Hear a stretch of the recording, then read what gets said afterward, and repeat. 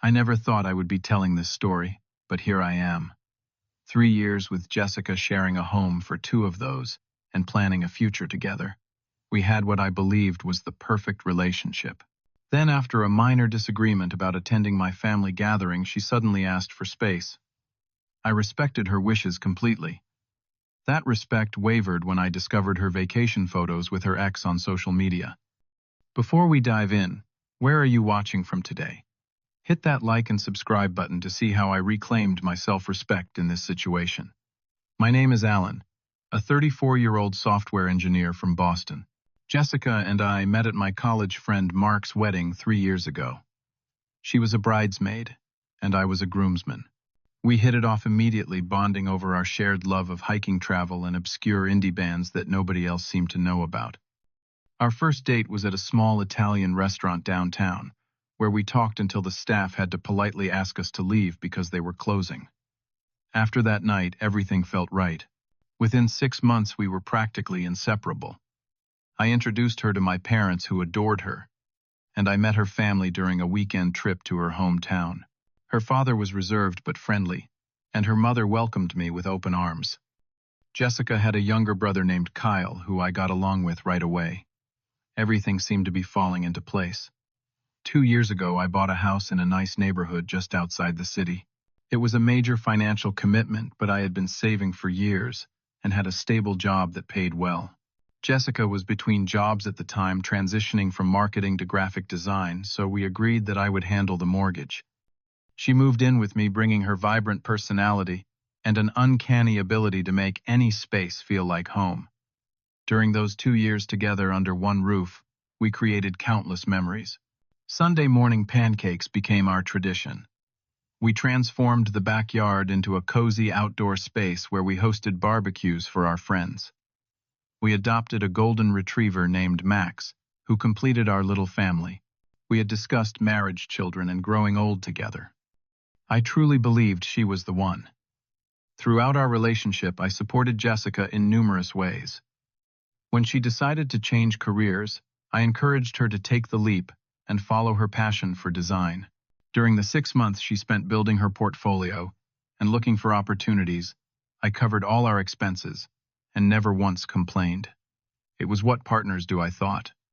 Her old car had been giving her trouble, and with her credit score suffering from some past financial mistakes, she could not get approved for a decent loan. So I purchased a new Mazda for her, keeping it in my name until she could refinance it later. She was overjoyed, calling it the nicest thing anyone had ever done for her. The smile on her face made every dollar worth it. I also stood by her through family drama when her parents went through a rough patch and nearly divorced. I held her when she cried, listened when she needed to vent, and gave her space when she needed time alone. Her happiness mattered to me more than anything. There had been some minor tensions recently, mostly about our different timelines for major life events. I was ready for engagement while Jessica said she wanted to establish her career first. I respected that, even though I was eager to make our commitment official. These discussions never escalated into serious arguments, though. We always managed to communicate and find middle ground, or so I thought. The weekend before everything changed, I had asked Jessica to attend my cousin's wedding. My extended family would be there, including relatives from across the country whom I rarely saw. Jessica and my cousin had met several times and got along well, so I was surprised when she expressed reluctance about going. I have been so swamped with client work, she explained. A whole weekend of socializing sounds exhausting right now. I understood her perspective, but gently pushed for her attendance. My grandmother is especially looking forward to seeing you. She keeps telling everyone about how you helped her set up her iPad last Christmas. What started as a simple conversation about weekend plans somehow spiraled into our first real argument. Jessica accused me of not respecting her work commitments, while I felt she was not valuing family relationships that mattered to me. We both said things we did not mean, but nothing that should have derailed our relationship. The next evening after work, Jessica sat me down in our living room. Max sensed the tension and lay at my feet as if offering moral support. "Alan, I need to talk to you about something," Jessica said, her voice unusually formal. I have been doing a lot of thinking and I feel like I need some space right now. My stomach dropped. Space. What do you mean exactly? Just some time to myself. To think about us and where we are going, she explained, avoiding eye contact. I think it would be good if I stayed at Megan's place for a week or two. And I think we should not contact each other during that time. Though confused and hurt, I nodded. If that is what you need, I respect that. But can we talk about what brought this on? Is it about the wedding argument? Because that seems like something we can work through. It is not just that, Jessica replied.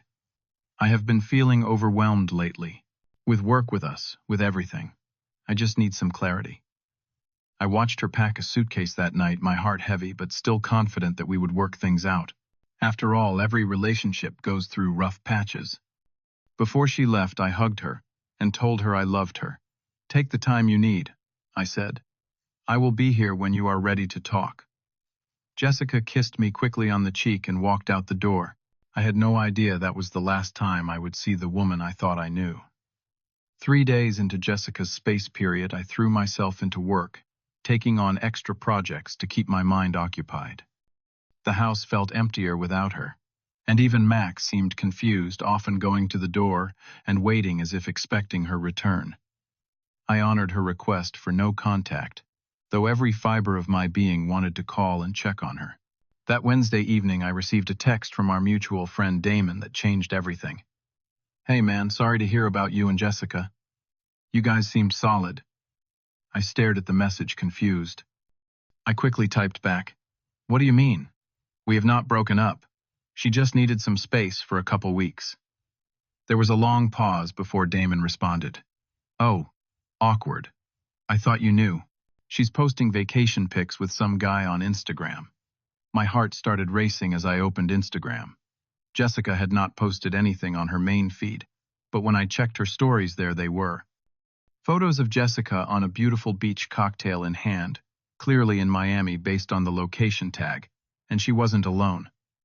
The man in the photos was Tyler, her ex-boyfriend from before we met. The same ex she had described as emotionally manipulative and claimed to want nothing to do with. Yet there they were, arms around each other, looking very much like a couple on a romantic getaway. I felt like I had been punched in the stomach. The timestamps showed these photos were posted just yesterday, less than 72 hours after she had asked for space and claimed she would be staying at Megan's apartment. One particularly painful image showed them kissing at sunset with the caption, "Right where I belong." My hands shaking, I dug deeper. A comment from one of her coworkers read, "So glad you finally took this trip. Have fun, finally," that suggested this vacation had been planned in advance, not some spontaneous getaway. I searched my memory for any mention of a trip to Miami, any hint that she had reconnected with Tyler. Nothing. She had kept this completely hidden from me. I called another friend who was closer to Jessica than to me, pretending I already knew about the trip and just wanted details. She unwittingly revealed that Jessica had booked the flights 2 weeks ago. 2 weeks before asking for space. This was no sudden decision or breakdown in our relationship. She had methodically planned to deceive me. More messages started coming in from friends who had seen the posts and were confused or concerned. Each one twisted the knife further. While some expressed shock and sympathy, others seemed to have known something was going on but had been uncomfortable telling me. The worst revelation came when I contacted Megan, directly asking if Jessica had left anything important at her place that she might need. Megan's confusion was genuine. "Jessica isn't staying with me," she said. She mentioned something about visiting family this week. The lies were piling up. Jessica had created an elaborate cover story, using our argument as an excuse to execute her pre-planned vacation with Tyler. I wondered how long they had been in contact, how long this betrayal had been developing behind my back. Unable to sleep, I went through our text messages from the past few months, looking for clues I might have missed. There were several nights she had worked late, or had girls' nights that now seemed suspicious. Had she been seeing him all along? I checked our shared cloud storage and found photos from events over the last 6 months. In one folder from a work party she had invited me to, there was Tyler in the background of several shots. They had been in contact for at least that long, and she had carefully ensured I never noticed him that night. I discovered she had been maintaining a separate email account I knew nothing about. Our router history showed late-night video calls when I was asleep. There were even credit card charges for gifts I had never seen, presumably given to him. The evidence painted a clear picture our entire relationship for at least the past 6 months had been built on lies. The woman I had supported emotionally and financially, the woman I had planned to propose to, had been systematically deceiving me while maintaining a connection with her ex. I spent that night alternating between rage, heartbreak, and disbelief. The betrayal cut so deep that I physically felt ill. I called in sick to work the next day, unable to focus on anything but the shattered pieces of what I thought was my future.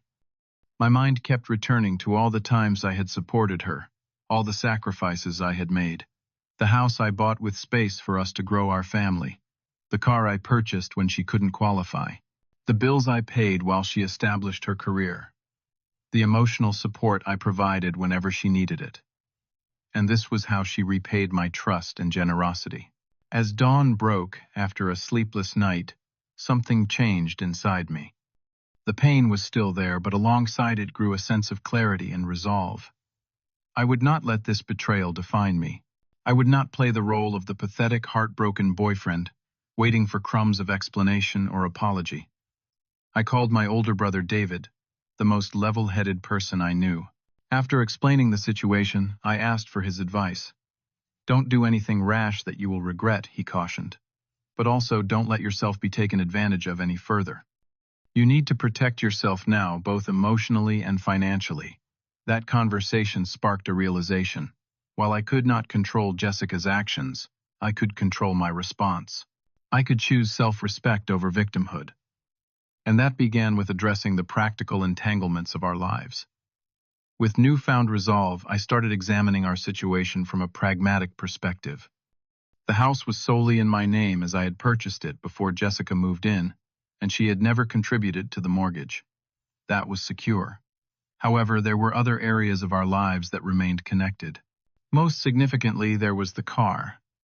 I had purchased the Mazda 3 years ago when Jessica needed reliable transportation. Though she drove it exclusively and considered it hers, my name was on both the title and the loan.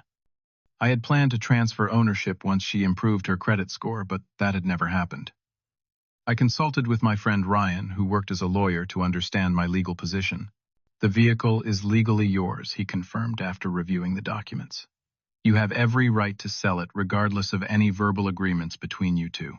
There were also our shared streaming accounts utilities in my name that she used, and of course her many possessions still in my home. I needed to address all of these methodically. As Jessica continued posting carefree photos from Miami, completely oblivious that I had discovered her deception, I formulated my plan. I would not engage in a dramatic confrontation over text or social media. I would not give her the satisfaction of seeing me emotionally distraught. Instead, I would quietly reclaim what was mine and prepare for the inevitable moment when she returned.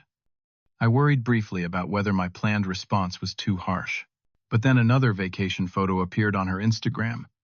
Jessica and Tyler, on a yacht with the caption, "Sometimes the best things in life require taking a chance." The audacity of her flaunting this relationship while believing I was in the dark, waiting patiently at home, strengthened my resolve. The next morning I called a locksmith and had all the locks changed on the house. I carefully gathered Jessica's essential documents, clothing and personal items, packing everything neatly in boxes. I was not vindictive enough to damage or discard her belongings. That would be petty and beneath me. Instead, I organized everything with the same care I had shown throughout our relationship. Handling her possessions brought waves of emotion. Anger when I found hidden gifts from Tyler's sadness. When I packed the sweater I had given her last Christmas, disbelief. When I discovered a journal that detailed her reconnection with Tyler months ago. But I pushed through, taking photos of everything for documentation in case she later accused me of mishandling her property. With her belongings packed and stored in the garage, I turned my attention to the car. I listed the Mazda on several online marketplaces, describing it honestly and pricing it fairly. Within 2 days, I had multiple interested buyers. A local dealership offered a reasonable amount slightly below market value but with the convenience of an immediate sale. I accepted their offer. The transaction was straightforward. I signed over the title accepted payment and used most of the money to pay off the remaining loan on the vehicle. The small amount left over went into my savings account. It was a clean break.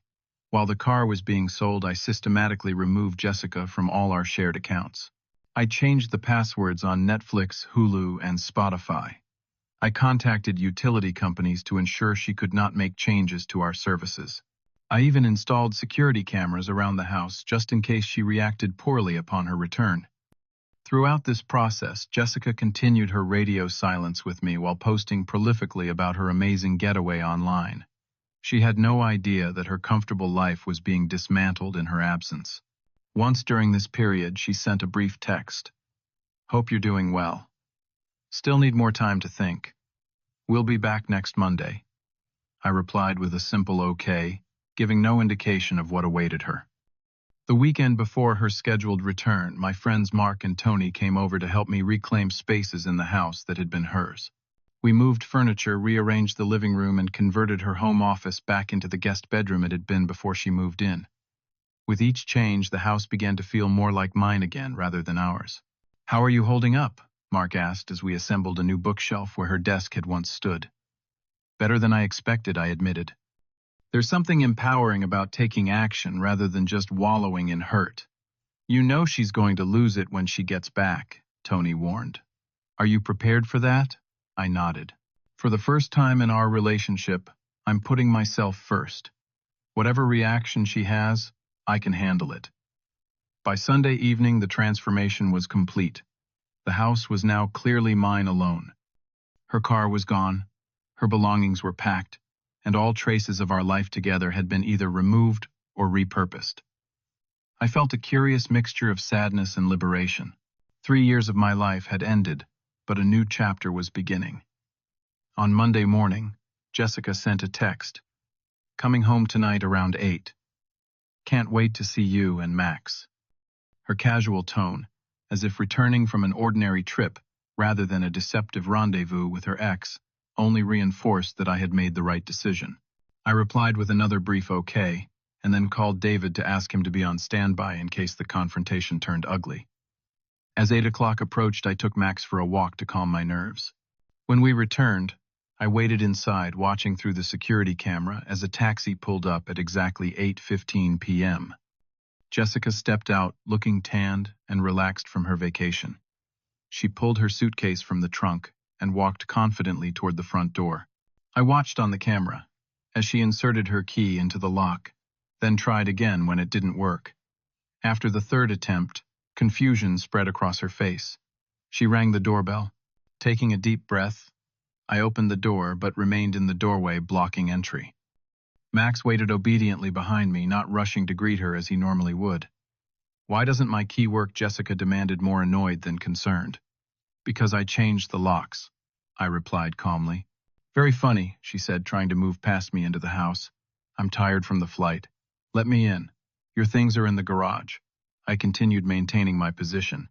"I've packed everything I could find." Now she paused, finally noticing the seriousness in my expression.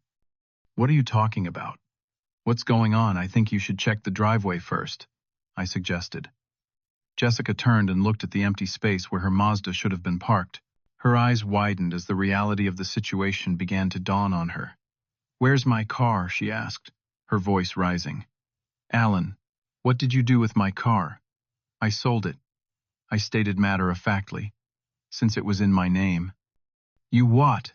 she exclaimed, attracting the attention of my neighbor who was walking his dog. "You had no right to do that." "I had every legal right," I corrected her. "Just like you apparently had every right to lie about needing space while vacationing with Tyler in Miami." Her face drained of color. "How did you?" "Instagram exists, Jessica, and we have mutual friends who were confused about why you were posting romantic photos with your ex while supposedly on a break with me." She switched tactics immediately, her shock transforming into indignation. "You were spying on me, going through my social media. That's a violation of my privacy." Your publicly posted photos aren't private, I pointed out. And neither is the information that you planned this trip 2 weeks before asking for space, or that you lied about staying at Megan's. Jessica's facade cracked. Tears welled in her eyes. Whether genuine or manipulative, I couldn't tell anymore. It wasn't planned like that, she insisted.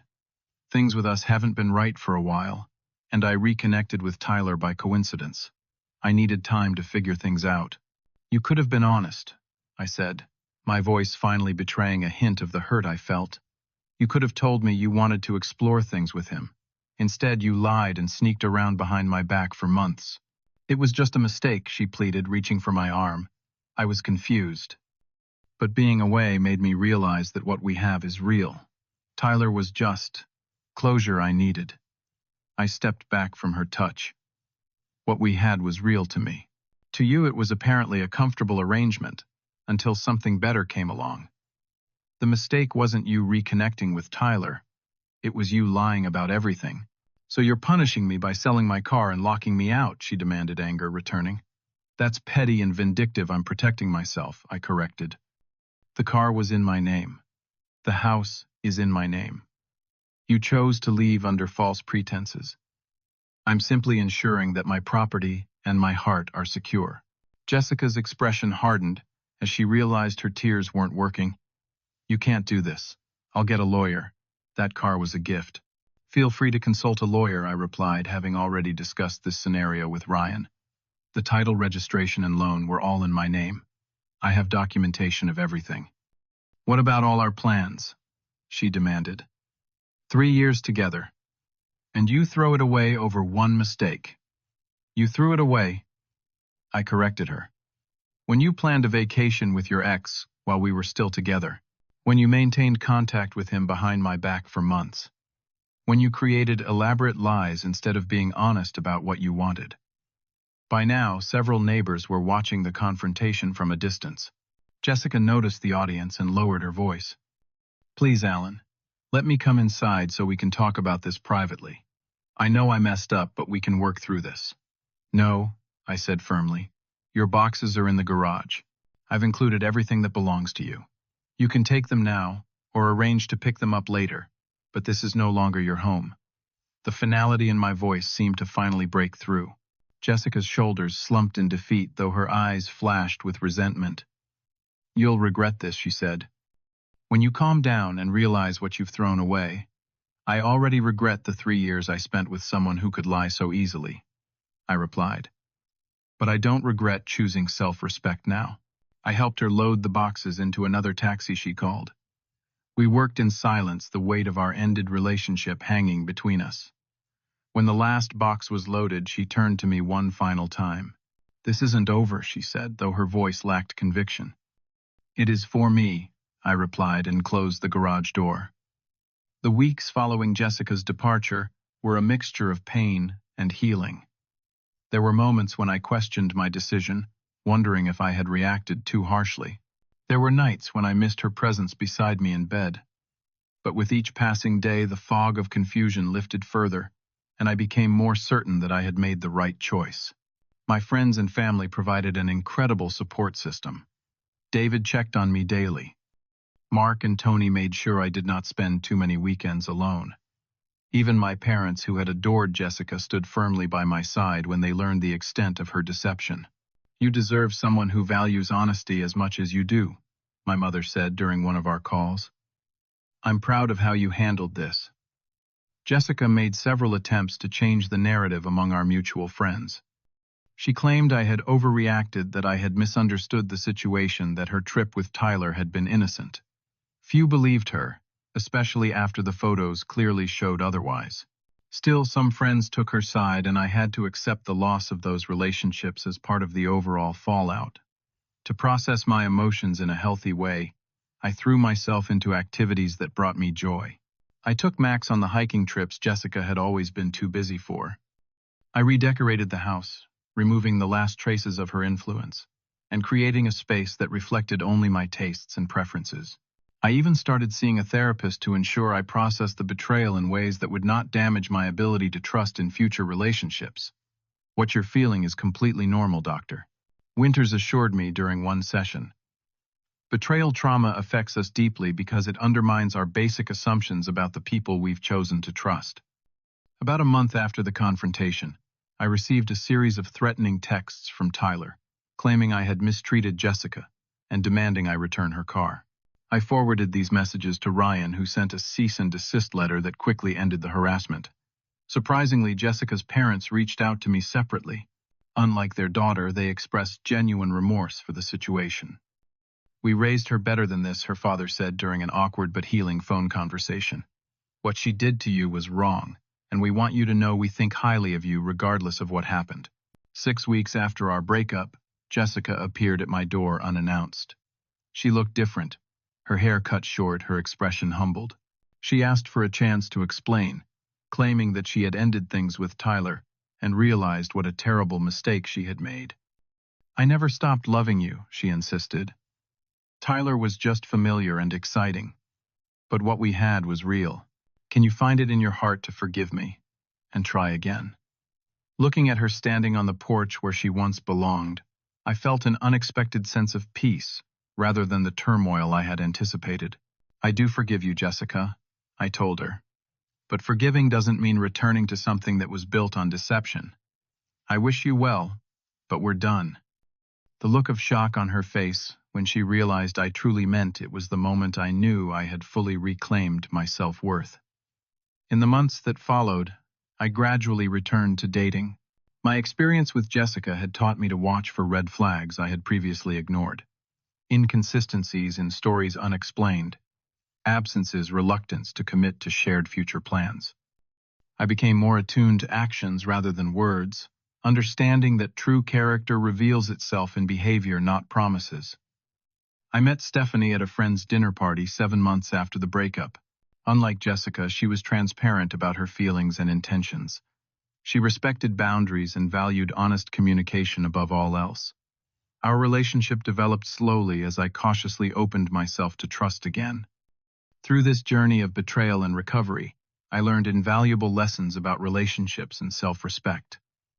I learned that supporting a partner should never come at the expense of your dignity. I learned that love without honesty is merely an illusion. Most importantly, I learned that choosing yourself is not selfish, it's essential. Today, I can look back on that painful chapter of my life with gratitude for the growth it forced upon me. The betrayal that once threatened to break me instead revealed a strength I did not know I possessed. By standing firm in my decision to value myself, I created space for authentic connections based on mutual respect and honesty. Have you ever experienced betrayal in a relationship? How did you handle it? Did you find the strength to choose yourself even when it was painful? Share your stories in the comments below. And if this story resonated with you, please hit that like button and subscribe to hear more experiences that remind us all of our resilience in the face of life's most challenging moments. Thank you for listening, and remember, sometimes the most loving thing you can do for yourself is to walk away from those who do not value your worth.